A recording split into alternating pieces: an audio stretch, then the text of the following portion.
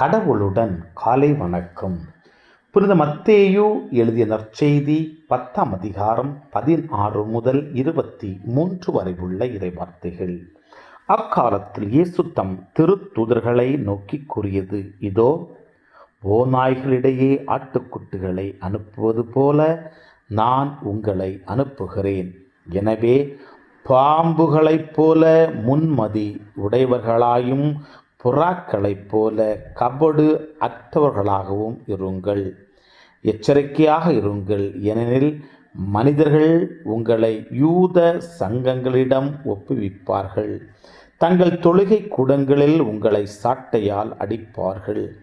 என் பொருட்டு ஆளுநரிடமும் அரசர்களிடமும் உங்களை இழுத்துச் செல்வார்கள். இவ்வாறு யூதர்கள் முன்னும் பிற இனத்தவர் முன்னும் சான்று பகர்வீர்கள். இப்படி அவர்கள் உங்களை ஒப்புவிக்கும் பொழுது என்ன பேசுவது, எப்படி பேசுவது என நீங்கள் கவலைப்பட வேண்டாம்.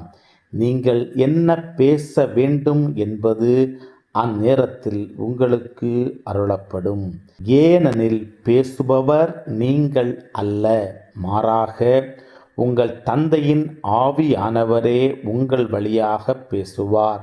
சகோதரர் சகோதரிகள் தம்முடன் சகோதரர் சகோதரிகளையும் தந்தையர் பிள்ளைகளையும் கொல்வதற்கென ஒப்புவிப்பார்கள். பிள்ளைகள் பெற்றோருக்கு எதிராக எழுந்து அவர்களை கொல்வார்கள். என் பெயரின் பொருட்டு உங்களை எல்லோரும் வெறுப்பர். இறுதி வரை மன உறுதியுடன் இருப்போரே மீட்கப்படுவர். அவர்கள் உங்களை ஒரு நகரில் துன்புறுத்தினால் வேறொரு நகருக்கு ஓடிப்போங்கள். மானிட மகன் வருகைக்கு முன் நீங்கள் இஸ்ரவேலின் எல்லா நகர்களையும் சுற்றி முடித்திருக்க மாட்டீர்கள் என உறுதியாகவே உங்களுக்கு சொல்லுகிறேன். கிறிஸ்துவின் நற்செய்தி.